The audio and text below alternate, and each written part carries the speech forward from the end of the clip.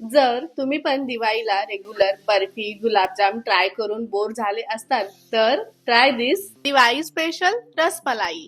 ही रसमलाई ना इतक्या कमी साहित्यामध्ये आणि इतक्या सोप्या पद्धतीने बनते ना की यू विल लव्ह इट. चला तर मग सुरुवात करूया. एक पॅन घेतलंय, त्यामध्ये दूध, केसर आणि साखर ऍड करून छान बॉईल केलंय. इथे मी कस्टर्ड पावडर यूज केलंय. तुम्हाला हवं असेल तर तुम्ही मलाई किंवा फ्रेश क्रीम देखील यूज करू शकता.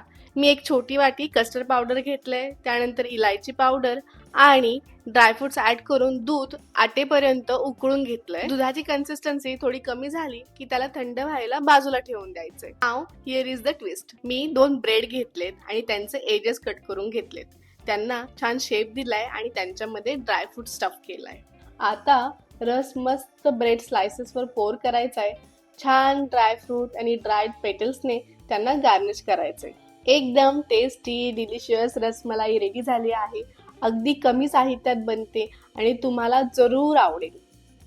मग या दिवाळीला ही रेसिपी नक्की ट्राय करायची आणि तुमचे रिव्ह्यूज माझ्याबरोबर जरूर शेअर करायचे. Wish you all a very happy Diwali.